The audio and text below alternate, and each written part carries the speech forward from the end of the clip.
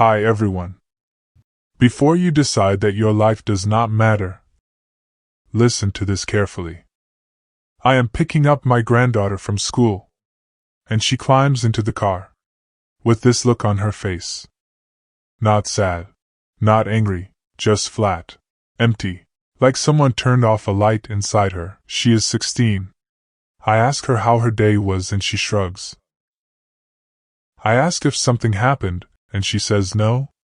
Then after a long silence, she says something that has been rattling around in my head ever since. She says, "Grandpa, does it ever feel like nothing you do actually matters?" I am George, and I am 78 years old.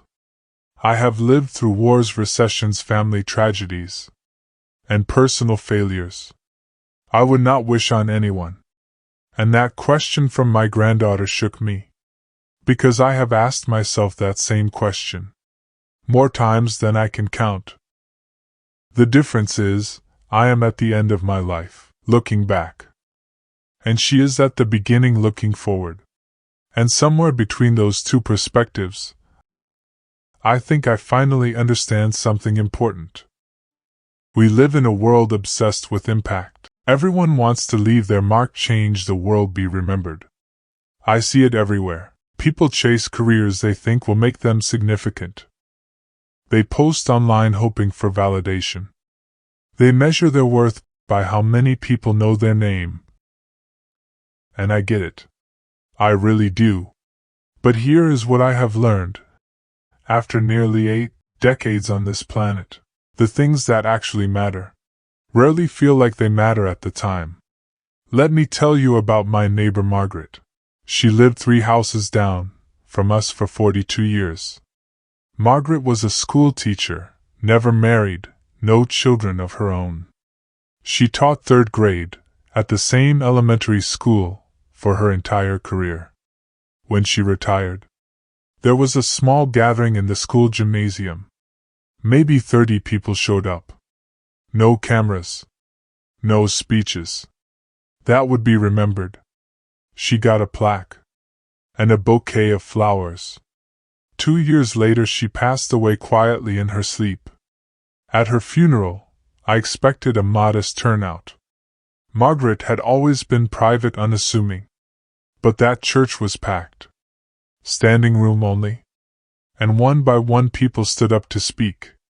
A doctor who said Margaret was the first person who made him feel smart. A woman who ran a non-profit, who said Margaret taught her to read when everyone else had given up. A man in his 50s who brought his own daughter and said he became a teacher because of Margaret. Story after story. Lives changed. Directions altered. All because of a woman who thought she was just doing her job. Margaret never tried to change the world. She never sought recognition. She showed up day after day and paid attention to the kids in front of her. She learned their names. She noticed when they struggled. She stayed late to help them understand fractions or spelling words. Nothing glamorous. Nothing that would make headlines. But the ripples from her life are still spreading decades later through people she will never meet. I think we have got it backwards. We think mattering means being seen, being known, being remembered by crowds. But that is not how life actually works. Life is built on small moments between people. A conversation that shifts someone's perspective. A kindness that arrives exactly when someone is about to give up. Showing up when it is inconvenient. Listening when you would rather talk. These things do not feel significant when they are happening. They feel ordinary. Routine. Easy to dismiss. When I was 40-year-old, I went through a rough patch. My business was struggling. Money was tight. I was drinking more than I should have been. Sleeping less than I needed. I felt like a failure. One evening, I was sitting in my car, outside a bar, trying to decide whether to go in. And this guy, I barely knew Tom, knocked on my window. We had met maybe twice before. He said he was heading to get coffee, and asked if I wanted to join him. Just like that. No big intervention. No lecture. Just coffee. We sat in a diner for 2 hours. He did not ask me what was wrong. He did not try to fix anything. He just talked about normal things. His kids. A book he was reading. A trip he had taken years ago. And somehow, in the middle of that completely ordinary conversation, something in me settled. I did not go into that bar. I went home. I cannot even remember everything we talked about. But that moment mattered. It changed the trajectory of my night. Maybe my life. Tom probably forgot about it by the next morning. That is the thing about matching. It is almost never dramatic. It does not announce itself. You will not get a notification telling you that something you did changed someone's life. Most of the time you will never know.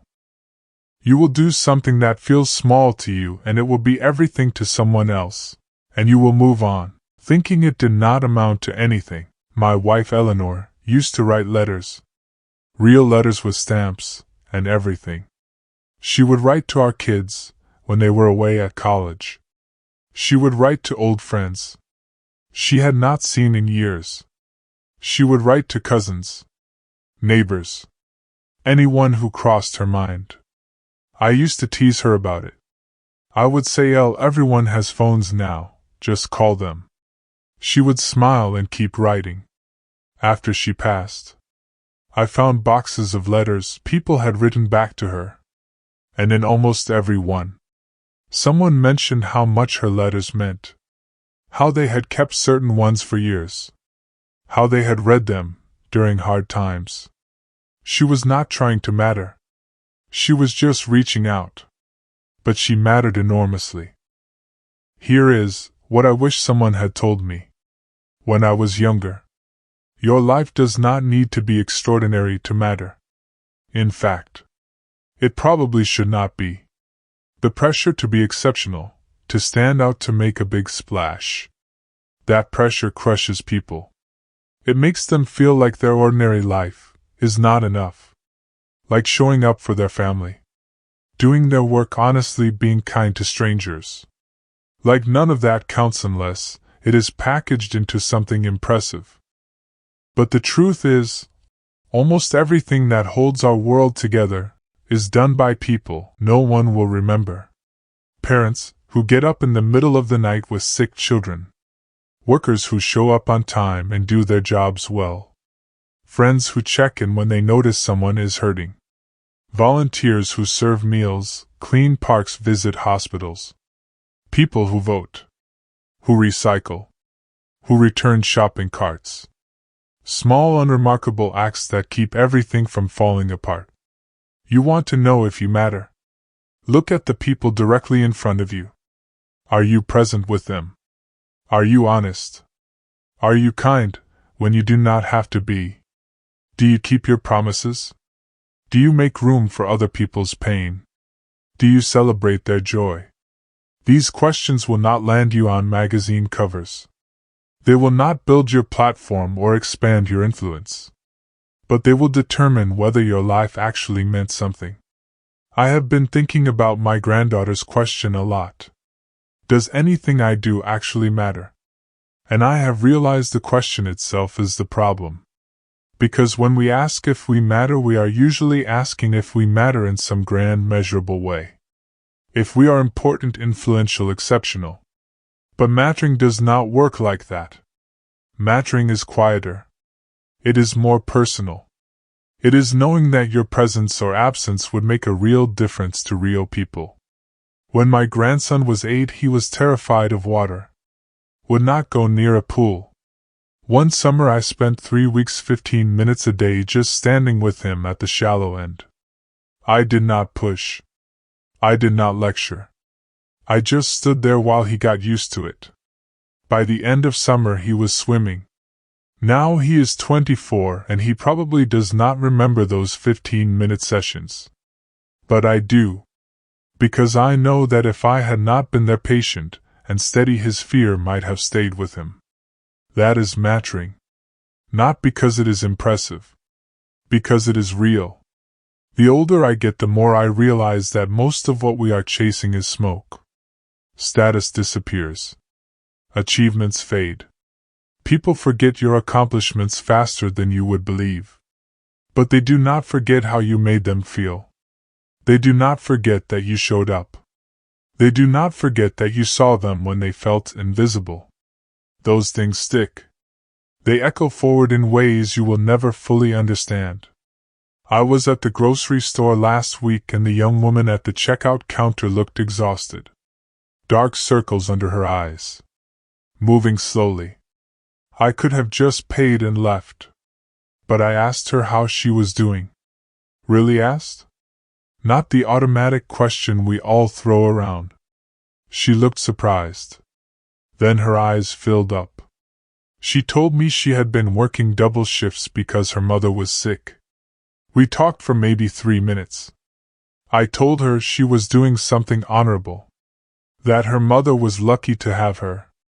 When I left, she thanked me twice. Will that conversation change the world? No.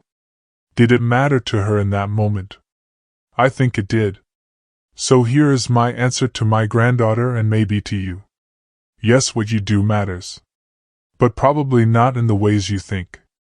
It matters in the small moments. The unglamorous ones. The ones you will not post about or put on a resume.